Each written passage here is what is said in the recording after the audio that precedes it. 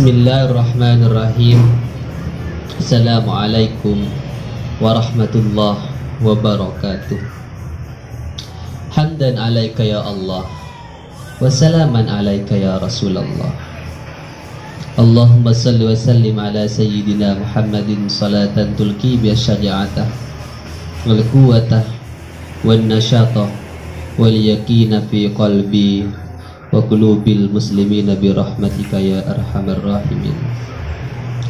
Allahumma salli wa sallim ala sayyidina Muhammadin salatan tukhrijuni min dhulumatil wahmi wa tukrimuni bi nuril fahmi wa tudihu li ma ashkala hatta yufhama anta ta'lamu wa la a'lamu innaka anta allamul ghuyub. Allahumma salli wa sallim wa barik ala maulana Muhammadin wa ala alihi nuril muhibbin nisyan binurihi fi kulli lahmati wa nabasin adada ma wasallallahu. Sahabat-sahabat yang dirahmati Allah subhanahu wa ta'ala, bersyukur kepada Allah biqauli alhamdulillah, berselawat kepada Rasulullah. Allahumma salli ala Muhammad wa ala ali sayyidina wa maulana Muhammad. Mudah-mudahan kita selalu berada dalam lindungan Allah subhanahu wa ta'ala. Kita memulai kajian ini, jangan pernah lupa niatnya kecuali untuk belajar dan menegakkan agama Allah subhanahu wa ta'ala. Dan hal-hal yang masih merintis atau berproses dari awal, apapun itu, selagi itu tidak disalahkan oleh agama, mudah-mudahan dimudahkan oleh Allah subhanahu wa ta'ala. Allahumma yassir umurana wa la tu'assir umurana. Bismillahirrahmanirrahim. At-targhibu tining panika cengen-cengih fi sidqih idalum jujur wan nasihah ban nasihah wa wafa'il kailih ban nyamporna kita keran wal wazni ban tempengan wa tarhibu ban kokna mimbah sil kaili dari ngurangi takran wal wazni ban tempengan wa minal kadhibi ban dari lecek wal ghishi ban nepo wal khiyanati ban khianat. Jadi di sini dalam Al-Qur'an banyak dijelaskan agar kita menjadi orang yang siddiq, menjadi orang yang jujur. Siapapun itu, pejabat, pemerintah, ulama, kiai, ustadz, pedagang, murid, siapapun orangnya dan apapun pejabatnya, apapun kedudukannya, berusahalah di dalam 24 jam untuk selalu jujur. Karena dengan jujur maka kita akan selamat. Dengan jujur kita akan dipercaya. Dengan jujur kita akan mendapatkan rahmat dan pertolongan Allah subhanahu wa ta'ala. Allah subhanahu wa ta'ala berfirman di dalam Al-Quran. Qala ta'ala adabu pasar Allah ta'ala. Ya ayyuhalladzina amanu taqullaha wa kunu ma'as sadiqin. Ya ayyuhalladzina, orang-orang banyak amanu sepada iman kapi alladzina ittaqu taqoah antum taqoah di bin kapi Allah hadaka Allah wa kunu ban badah di bin kapi ma'as sadiqinah panikah asar tanah orang-orang sejujur. Wa qala ta'ala ban adabu basar Allah ta'ala falau sadaqullah maka lamun jujur basar alladzina Allah hadaka Allah lakana maka badah ikan di sidkun khairan panika kebagusan lahum ikan di alladzina. Surah Muhammad al-ayah ayat 2. Jadi sahabat-sahabat yang dirahmati Allah subhanahu wa ta'ala, kita kalau melihat sejarahnya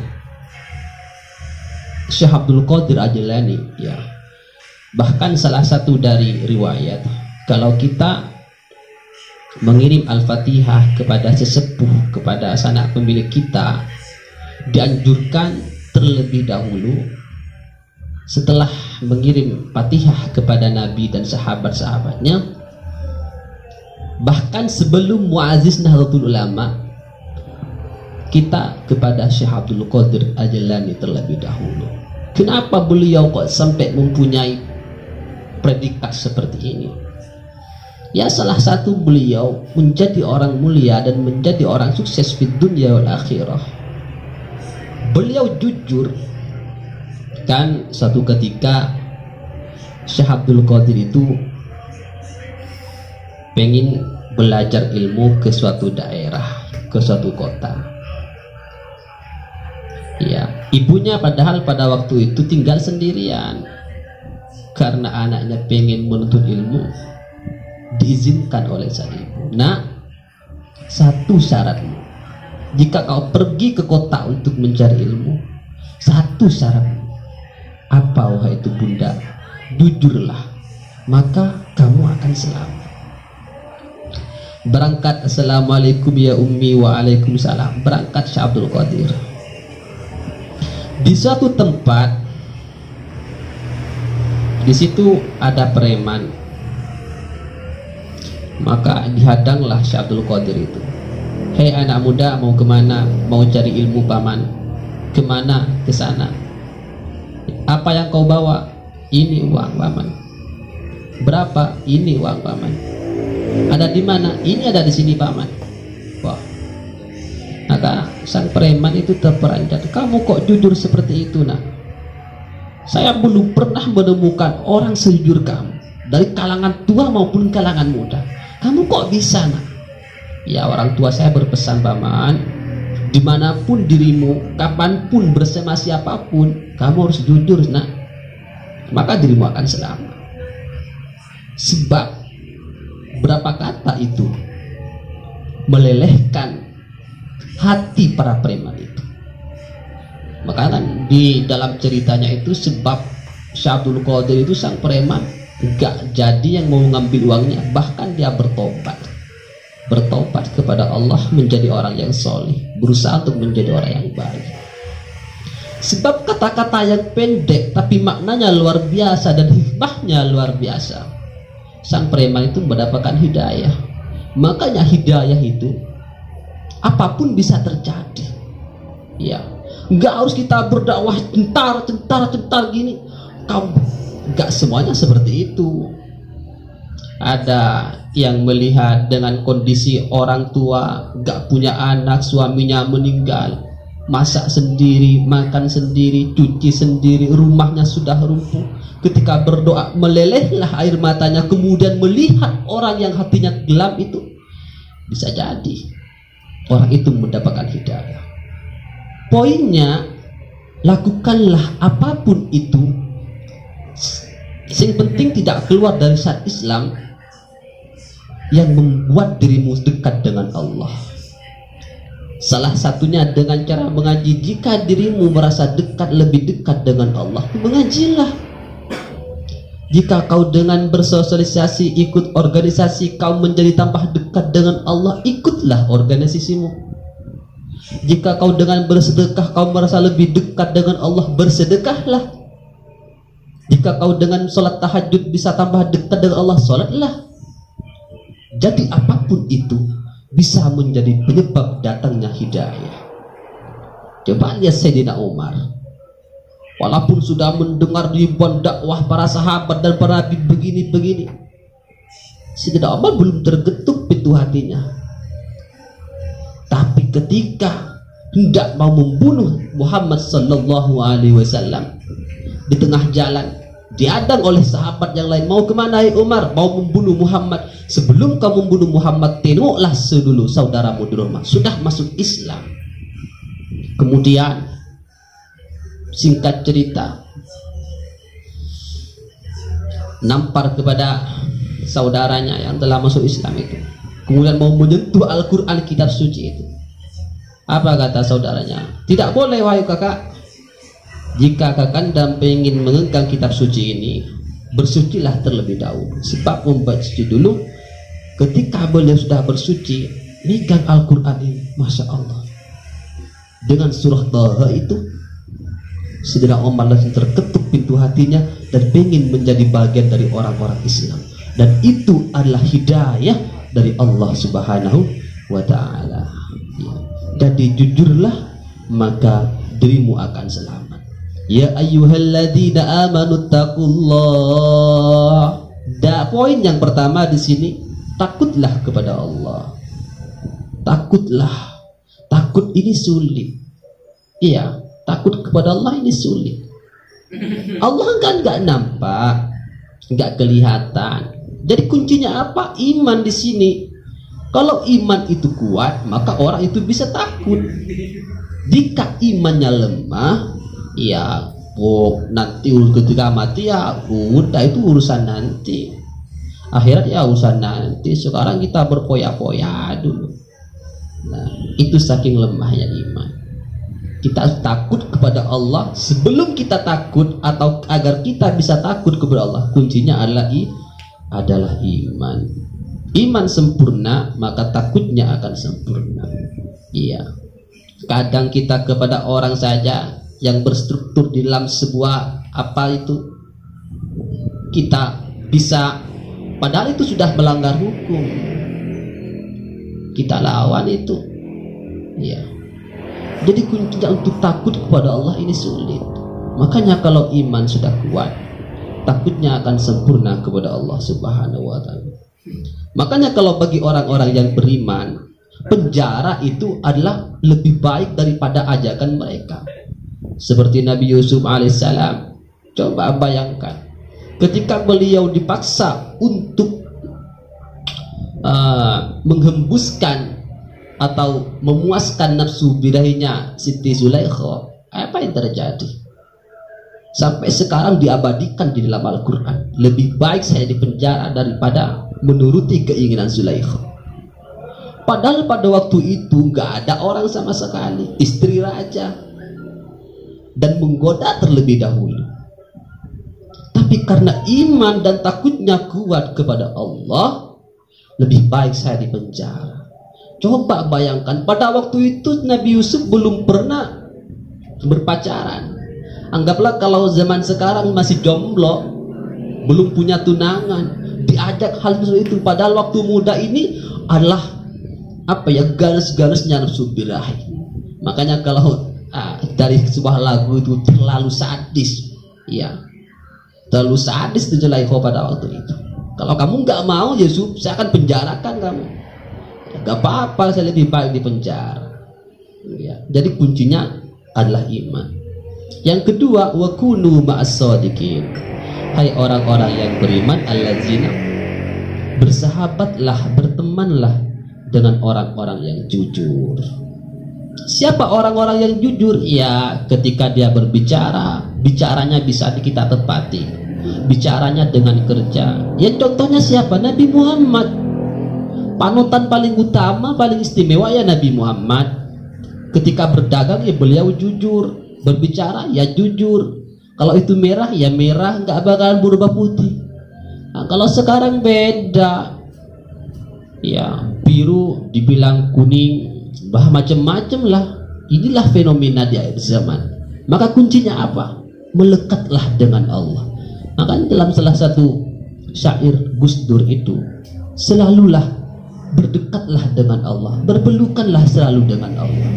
Ya, kalau bahasanya Gus Baha itu ya, kelakuan paling asik dari zaman ya merayu Allah. Itu bahasnya Gus Baha. Falau sadaqullaha kana khairan lahum. Maka jika kalian jujur kepada Allah, maka kebaikan-kebaikan adalah milik kalian. Allah akan membalas kebaikan-kebaikan.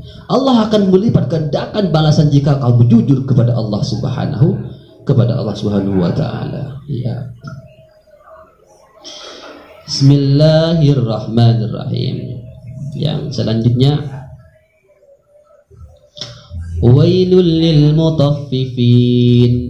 wailun celakalah lil mutaffifin ikan di orang-orang sing ngorangi tempengan, alladzina orang banyak idaktalu nalikana nakar pasara alladzina alan nasi atas manusia yastawfuna nyampurna kia alladzina wa idza kaluhum banalikana nakar pasara alladzina hum dan nas awazanuhum atau nimpeng pasara alladzina hum dan nas yufsiruna panika ngurangi pasara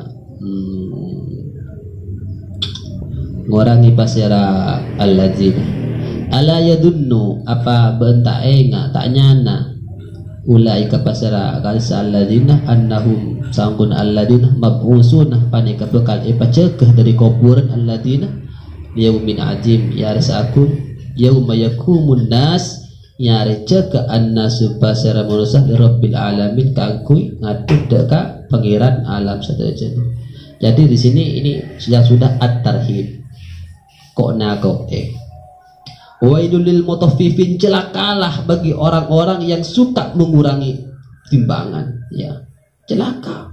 Coba sekarang makanya hati-hati jika kita punya toko, kita jika berdagang, kita jujurlah. Dengan jujur akan berkah, sedikit akan mencukupi jika berkah itu. Walaupun banyak tapi tidak jujur dari jualannya itu, maka tidak akan mencukupi. Merasa kurang terus, merasa haus terus, maka rasa tomak itu akan selalu ada dalam hati. Maka jujurlah ketika kita berdagang. Apabila ada yang rusak, kita katakan itu hal rusak. Apa barangnya sudah bekas, katakan ini bekas. Sekarang beda. Ya, kalau saya di pasar-pasar itu biasanya ya gak usahlah kita tiru hal semacam itu. Ketika ada orang jual sapi, biasanya bersekongkol sebelum berangkat dari rumahnya itu. Temannya ini kalau ada yang lihat sapinya biasanya pura-pura datang membelinya. Ya ini saya tawar 16 juta. Nah, padahal harga sapinya 15 juta. Agar apa? Agar supaya orang yang mau membeli di sekitarnya itu melebihi dari 16 juta. Dan ini tidak boleh. Apalagi sampai kita mengurangi timbangan itu. Ini hal-hal yang kurang bijak, hal-hal yang tidak baik dan tidak perlu dicontoh bagi kita yang beragama orang-orang Islam. Biarlah mereka yang tidak punya agama, biarlah mereka yang tidak pernah berislam. Karena mereka belum dapat hidayah, mereka belum mendapatkan hidayah. Ya. Alladzina idza talu. Nah, ketika mereka beras misalnya, menimbang beras 2 kilo di dalamnya berisi ini, padahal kan nyampe 2 kilo. Apa sabda Allah, firman Allah selanjutnya, nakar nempel ala yadunnun ulaika annahum mab'usun. Apa kamu gak nyangka bahwa suatu saat kalian akan dibangkitkan dalam kubur, kalian akan dibangunkan dalam kubur. Makanya orang bangkit dalam kubur itu bermacam-macam rupanya. Ada yang rupanya seperti kera, ke bawahnya berbentuk manusia. Ada yang lebih parah lagi, wajahnya ini berjalan, kakinya ada di atas. Bermacam-macam. Makanya kalau orang-orang kafir terlebih dahulu, mana bisa ya Rasulullah, kita telah mati bertahun-tahun, tulang kita telah berhancuran. Pas nanti ada kiamat, yang bumi dengan langit akan bertempuran, matahari dengan bulan akan bertempuran, bintang dengan matanya akan bertabrakan. Mana bisa badan kita bisa bersatu lagi ya Rasulullah? Allah, ini logika yang kurang enak dipakai. Bagi Allah, idza arada syai'an ayyakun lahu fayakun. Gak ada yang sulit bagi Allah, cukuplah kun baginya. Jika Allah berkehendak gunung hancurlah kun, cukup kun bagi Allah. Iya, cukup kun. Makanya kalau pakai logika ya, tapi kalau sama Allah nggak ada, semuanya sama bagi Allah. Menciptakan saja bisa, apalagi menciptakan hal yang rusak, itu logikanya. Kenapa mereka sampai mempunyai pertanyaan seperti itu? Karena mereka selalu mengandalkan logika, sedangkan imannya masih kosong di dalam hatinya. Maka dua-duanya ini jangan pernah kita tinggalkan, jangan pernah kita lupakan. Iman dan akal harus selalu seimbang. Sekarang banyak orang terlalu mengandalkan pikiran kiri itu. dengan alasan afala ta'qilun, afala tafakkarun, apa kamu tidak berpikir? Itu yang dikedepankan sehingga terciptalah sebuah prediksi terus sehingga menyalahgunakan keluar dari background hadis dan Al-Quran.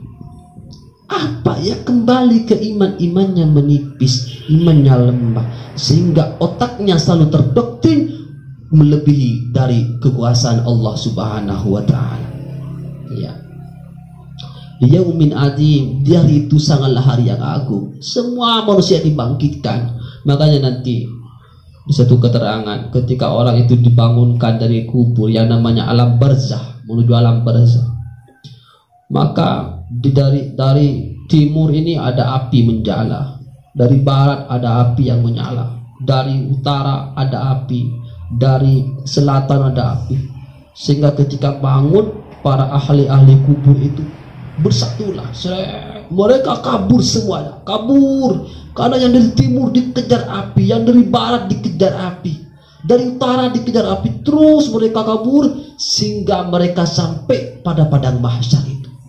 Dan di situ di padang mahsyar, saking banyaknya manusia, bayangkan sahabat, mulai dari Nabi Adam sampai umat Nabi Muhammad yang terakhir dikumpulkan di padang mahsyar itu. Makanya dalam satu hadis atau dalam satu keterangan yang lain, saking banyaknya manusia di sana, manusia dikumpulkan ini bersusun-susun sampai 1.000 ke atas. Saking banyaknya manusia, dan mereka semuanya telanjang, dan mereka tidak memikirkan hal itu. Mereka memikirkan dirinya sendiri. Ada mereka yang tenggelam oleh keringatnya, ada yang keringatnya sampai ke perutnya, ada yang sampai tenggelam gara-gara keringatnya. Orang-orang di sana, orang-orang kafir, orang-orang munafik, ya Allah, cepatlah ya Allah, angkatlah kami dari sini ya Allah. Kami sudah tidak tahan. Kami ingin saja pindah ke neraka. Di sini tidak tahan. Seakan-akan mereka menyangka bahwa di neraka itu tidak separah seperti itu. Padahal kalau di dalam kubur sudah tersiksa, di padang mahsyar, di Shiratul Mustaqim, di pertimbangan amal, itu lebih parah ke belakangnya. Kalau dalam kubur sudah nyaman, ke belakang ini lebih nyaman juga kehidupannya. Mereka di sana, ya Allah, angkatlah kami dari sini, keluarkan dari sini ya Allah. Kami ingin pindah saja. Kalau memang kami di neraka, letakkanlah kami ke neraka, masukkanlah kami ke neraka ya Rabb. Makanya kalau umat Nabi Isa, umat Nabi Musa, umat yang dari Nabi 24 ini minta pertolongan kepada nabi-nabi, nggak bisa, nafsi semuanya. Tapi hanya Nabi kita, Nabi Muhammad SAW, yang bisa memberikan syafaat kepada umatnya. Dan kelak di waktu itu akan diketahui siapa umat Nabi Muhammad. Salah satunya caranya adalah orang yang sering berwudu di dunia, nanti kelak di padang mahsyar atau di hari kiamat itu wajahnya akan bersinar, wajahnya akan berseri, dan dengan cara itu Nabi bisa mengetahui bahwasanya itu adalah umat Nabi Muhammad sallallahu alaihi wasallam. Dari itu sahabat, makanya kita ini kan akan dibangkitkan. Makanya hal 20 tahun yang telah kita lakukan adalah hal yang baik. 20 tahun ke depannya adalah sesuatu yang lebih baik pada kita untuk menanam sesuatu agar kita nanti bisa memetik nanti yaumin adzim, di hari kiamat, dari pembalasan. Karena apapun itu, hal sebiji darah kita lakukan dari kebaikan, nanti akan ada balasnya. Kita melakukan keburukan sebesar sebiji darah, nanti akan kelak akan ada balasan dari Allah Subhanahu wa Ta'ala. Yaumin adzim, dari yang sangat agung, dari yang sangat besar. Yauma yakumun nasu li rabbil alamin. Di hari itu manusia semuanya dikumpulkan untuk menghadap Subhanahu. Makanya ya pikir-pikir, kan dikatakan umat Nabi Muhammad ini paling kecil, umat Nabi Isa besar berapa meter ini. Jadi bayangkan bajunya seperti apa, rumahnya seperti apa kalau zaman-zaman dulu. Umatnya Nabi Musa, umatnya Nabi Harun, umatnya Nabi Ibrahim, umatnya Nabi Adam, ini semuanya besar. Jadi kalau umat Muhammad misalnya, naudzubillah, mudah-mudahan kita kelak mendapatkan syafaat di hari mahsyar itu, orangnya paling kecil, kalau nggak beruntung di sana, mungkin kita terinjak-injak di sana. Masya Allah. Makanya ini malam 29. Dalam satu keterangan bahwasanya Lailatul Qadar ini insya Allah akan turun pada malam-malam yang ganjil, 21, 23, 25, 27, 29. Kalau dari 21 sampai 27 kita belum bertemu atau belum turun Lailatul Qadar itu, mudah-mudahan malam yang ganjil ini kita berada di dalamnya, kita bersama Lailatul Qadar. Yang di dalam Al-Quran disabdakan Lailatul Qadar itu lebih baik, satu hari lebih baik daripada 1000 bulan. Jadi kalau kita berzikir subhanallah, berapa pahalanya. Dan mudah-mudahan malam ini kita bisa berjumpa dengan malam Lailatul Qadar itu. Makanya kajian ini mudah-mudahan masuk pada malam Lailatul Qadar, sehingga doa-doa kita dikabulkan, hajat-hajat kita bisa dikabulkan oleh Allah Subhanahu wa taala. Makanya nanti ketika kalau nggak biasa tidur malam, biasanya tidur jam 2, usahakanlah hal yang belum kita lakukan untuk melakukan. Setidaknya hal yang paling mudah adalah berzikir kepada Allah. Subhanallahu bihamdi, subhanallah. Itu adalah zikir yang paling disukai Allah, zikir yang paling dicintai Allah. Ketika malam, suasana sunyi, orang semuanya pada tidur, kita mau sholat males banget, yang mau ke WC, mau toilet, sudahlah kita berzikir aja. Subhanallah. Itu hal pekerjaan paling mudah. Namun nanti faidah dari subhanallah bihamdi itu akan memberatkan timbangan kita kelak di hari subhanallah, di hari Allah Subhanahu wa taala. Jadi gitu sahabat. Ya. Bismillahirrahmanirrahim. Sekarang saya akan bacakan hadis tentang bab ini. Wa an Abi Sa'id Al-Khudri radhiyallahu an, dari Abi Sa'id Al-Khudri radhiyallahu an, Nabi sallallahu alaihi wasallam, dari kastekan Nabi Muhammad sallallahu alaihi wasallam. Qala dari pesan Nabi, at-tajiru, tining orang yang saatkeun, as-saduqu, pani kebenaran, jujur, al-aminu, saya kapercaya, ma'an nabiyyi, apolong sareng banyak-banyak para nabi, was-siddiqin, ban orang-orang yang jujur, wasyuhada, ban orang-orang selesai nikah. Jadi pahalanya sahabat, ketika kita berdagang, kita jujur, kita mendapatkan hasil ya, berkah. Ini di dunia loh, berkah kepada anak cucunya, berkah anaknya mondok. Hasil dari perdagangan yang jujur itu, insya Allah anaknya menjadi orang yang alim, insya Allah anaknya menjadi orang yang soleh. Iya. Yang kedua, orang yang jujur nanti akan bersama para nabi. Ma'an nabi, bayangkan. Ini bukan hanya sekali bersama dengan presiden. Kita bisa selfie, bisa duduk bareng dengan presiden saja. Betapa luar biasanya kita bahagianya. Ini nanti akan bersama dengan nabi. Berdagang kalau kita, ini berdagang loh. Iya, kalau kita jujur. Wasyuhada, dan akan bersama dengan orang-orang yang mati syahid. Orang mati syahid, mereka harus bertempur dengan orang kafir, menghunuskan pedangnya. Mereka rela mati, menghilangkan nyawanya, hanya ingin mendapatkan yang namanya mati syahid, meninggalkan istrinya, meninggalkan sanak familinya. Tapi kita nggak usah berperang, karena sekarang sulit, karena kita bukan hidup di zaman Nabi. Berperang dengan orang kafir kita sulit. Sekarang perangnya adalah di media. Media menyebabkan barang-barang hoax, malah kita mengaji bersama PMI untuk sesuatu yang lebih baik, sesuatu yang lebih harum ke depannya. Dengan ngaji seperti ini, mudah-mudahan ke depannya akan menjadi satu program yang lebih besar dan bisa diakui, mendapatkan ridho dari Allah dan bisa mencakup kepada seluruh dunia. Dan itu adalah harapan kami yang sangat terbesar. Ya. Jadi gini sahabat, yang berdagang asalkan jujur, pahalanya bisa mendapatkan bersama Nabi dan menjabat seorang syuhada. Dulu ya, ada satu sahabat ini ya miskin, saking miskinnya sama sahabat-sahabat lainnya nggak dianggap, harta dia nggak punya, bahkan keinginan untuk menikah ini nggak punya, karena melihat harta nggak ada. Ya, ketika bertemu dengan Nabi ya, Nabi sering, kamu nggak mau nikah sahabat?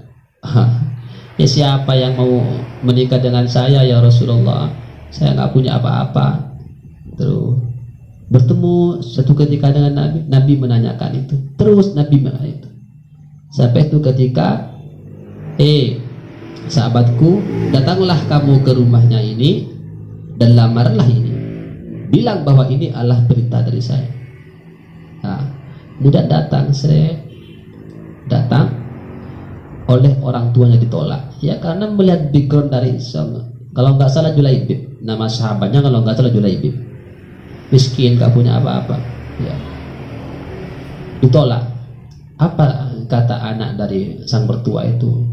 Demi Allah, walladzi nafsi biyadihi, ya abi ya ummi, apakah engkau rela menolak ini perintah dari Rasulullah? Ketika bahasa tahu bahwa ini adalah perintah dari Rasulullah, orang tuanya ya sami'na wa ata'na, maka terkabullah hajat Julaibib itu menikah dengan seorang gadis. Di suatu keterangan, Julaibib ini belum junub, belum mandi besar, ya, belum mandi besar. Suatu ketika ada seruan untuk berperang, untuk hijrah. Maka Julaibib ini berangkat. Ini malam pengantin pertama ini. Julaibib mangkat perang. Akhirnya apa yang terjadi? Di situ keterangannya itu Julaibib ini membunuh 7 orang dan Julaibib ini terbunuh. Pas ketika usai peperangan, Nabi memeriksa, bertanya siapa sahabat yang gugur dalam peperangan tadi. Disebutkan ini. Ya, loh. Jadi Nabi itu merasa ada yang ganjal. Julaibib mana? Kemudian dicarilah, ternyata Julaibib ini mati ada di bawah tumpukan pasir. Dan Nabi mendoakan para Julaibib itu, ya, kau adalah golonganku dan aku adalah golonganmu. Jadi inilah. Jadi kalau kita hanya melihat background dari hal-hal yang harta tahta, maka janganlah seperti itu. Maka jangan dengan kajian ini, ya walaupun kita masih merintis dan ini adalah sesuatu yang sangat sederhana, karena Rasulullah ini melihat dari prosesnya, melihat dari aktifnya. Banyak sahabat-sahabat, cerita-cerita sahabat ini, sahabat-sahabat lainnya nggak menganggap karena hal yang sepele, tapi Rasulullah memandang hal itu karena melihat aktivitasnya, melihat istiqomahnya, sederhana tapi dilakukan dengan secara sungguh-sungguh. Insya Allah Rasulullah dan Allahnya akan selalu bersama kita. Dan mudah-mudahan dengan harapan besar, kedepannya kita lebih dari ini, kedepannya kita lebih dari ini. Dan mudah-mudahan ini bersama dengan Lailatul Qadar, doaku malam ini dikabulkan oleh Allah Subhanahu wa taala. Amin ya rabbal alamin. Dan juga doa-doa para lagi ngaji, doa-doa terutama doa-doa orang tua kita, mudah-mudahan dikabulkan oleh Allah Subhanahu wa taala. Ya. Hadirin dirahmati Allah Subhanahu wa taala. Ini kalau kita tuntaskan malam hari ini, ya saya yakin jam 12 belum selesai. Karena keterangan dari bab ini sangatlah banyak, ayatnya banyak dan hadisnya banyak, ya. Dan kemarin sebelum bulan Ramadan tiba, seruan-seruan atau ucapan-ucapan indah, marhaban ya Ramadan, marhaban ya Ramadan, selamat datang Ramadan. Semuanya bergembira dengan datang bulan Ramadan, karena akan bertemu dengan bulan yang suci. Sekarang untuk malam ini, kan kemarin kalau belum Ramadan doanya Allahumma barik lana fi Rajab wa Sya'bana wa ballighna Ramadan, supaya kita dipertemukan dengan yang namanya bulan Ramadan. Sekarang kita berdoa Allahumma barik lana fi Ramadan, dan lafaz selanjutnya itu agar supaya kita dipertemukan dengan yang namanya Lailatul Qadar. Tinggal 1 hari atau 2 hari lagi kita akan berpisah dengan bulan Ramadan, dan belum tentu tahun kedepannya kita akan bertemu. Namun dengan harapan yang sangat kuat, yang sangat nekat kepada Allah Subhanahu wa taala, mudah-mudahan kita dipertemukan kembali. Dan udahlah, kita kan biasanya apa ya, rasa-rasa serba ada. Rasa sedih karena mau meninggalkan bulan Ramadan, rasa bahagia ya karena ucapan selamat Hari Raya Idul Fitri. Mereka bahagia yang mendapatkan THR gini-gini. Ada yang paling bahagia karena mendapatkan membawa tunangan kepada orang tuanya. Dan itu termasuk cita-cita saya, ingin membawa tunangan kepada orang tua. Ya, semuanya kita pasrahkanlah kepada Sang Kuasa. Mungkin saat ini masih belum waktu dan mainnya dari Allah Subhanahu Wa Taala. Karena Allah nggak pernah salah memainkan hamba-hambanya. Ya, untuk menuju salat Id, ya kita berbahagialah. Jadi kita berbahagialah. Ya gak usahlah kita mengajak-ngajak, ayo kita sholat Id, gak usah. Karena kalau sudah sholat Idul Fitri, semuanya orang akan sholat. Walaupun yang gak pernah sholat, insya Allah semuanya akan sholat. Ya. Dan maaf, jika ada wanita yang berhalangan nanti ketika di sholat Idul Fitri itu, gak apa-apa, kalian datang ke lokasi. Itu dulu terjadi, umirna, saya lupa bahasa Arabnya. Intinya Rasulullah pernah menyuruh kepada sahabat, bawalah wanita-wanita kalian ke lokasi tempat sholat itu. Tapi mereka tidak boleh sholat. Kenapa? Biar mereka mendengarkan khutbah. Kalau hanya ingin sholat id di rumah bisa. Tujuan apa pertama kita datang ke lokasi itu untuk sholat itu? Mendengarkan khutbah. Makanya bagi orang nanti yang menjadi khatib, ini adalah kesempatan 1 tahun 1 kali. Mikrofonnya dibesarkan, suaranya dikeraskan, berkhutbahlah dengan lantang-lantangnya, biar mereka semuanya mendengar. Kesempatan ini hanya 1 tahun 1 kali. Iya, setengah. Dan kita tidak dianjurkan ketika sholat Idul Fitri itu, kita tidak dianjurkan ketika bersalaman-salaman, kita tidak dianjurkan. Tapi kenapa khususnya di Indonesia, seakan-akan sudah menjadi tradisi ketika sudah sholat Id semuanya berjabatkan tangan? Karena pada waktu itu hati mereka, hati orang-orang semuanya terbuka, hati orang-orang semuanya terharu dan sedih. Makanya punya kesempatan kita berjabatkan tangan. Nanti ketika sholat Id, kalau kita berangkatnya dari rumah lewat selatan, usahakan pulangnya itu dari utara. Kalau berangkatnya kita dari barat, ya pulangnya nanti kita ke timur, agar supaya kita bisa bertemu dengan sahabat, bertemu dengan tetangga, minta maaf maaf bu, maaf kak, maaf le. Iya, karena pada waktu itu. Tapi kalau masalah utang jangan dibawa ke situ. Ya, itu berutang minta maaf, dikira hutangnya sudah lunas, nggak bisa kalau utang tidak minta maaf ya, saya dulu pernah menggoda istrimu, jangan itu. Bisa ramai nanti acaranya kalau seperti itu. Jadi kita saling maafkan. Supaya apa? Yaltaqoni, dua manusia yang saling berjabatan tangan, maka itu akan diampuni, ghufirah, akan diampuni dosa-dosanya oleh Allah Subhanahu wa taala. Namun di sini ada kategori sahabat. Dalam satu hadis, lebih baik saya ditusuk oleh paku dari api neraka daripada saya harus berjabatan tangan dengan perempuan yang tidak muhrim. Jadi sesuatu yang telah kita dulu pernah melakukan hal-hal semacam ini, mudah-mudahan ini menjadi referensi kita. Makanya bagaimana caranya ketika ada murid kita sebagai dosen, kita mengajar, misalnya ada mahasiswi kita yang mau salaman, udahlah kita langsung begini dari jauh begini. Ya, usahakan seperti ini. Dan mudah-mudahan ini menjadi sebuah tradisi nanti. Dari siapa ini? Enggak, ini bukan dulu enggak ada. Ini apa ya? Udah menjadi tradisi orang Indonesia seperti ini. Kita masih. Kalau sama perempuan jadi sini. Kalau mama gimana? Ya kalau bagi mama ya enggak apa-apa, temannya ibu kita misalnya, enggak apa-apa. Karena walaupun agama semuanya ada akhlaknya, ada etikanya, ada moralnya. Jadi nggak semuanya hadis itu menyebutkan gini salaman dosa, nggak boleh, lebih baik paku dari api neraka. Ya masa kalau kita bersama dengan mama, logikanya kita punya gitulah. Jadi gitu sahabat. Kemudian kita bertakbir, Allahu Akbar, Allahu Akbar, Allahu Akbar, walutakabbirullah.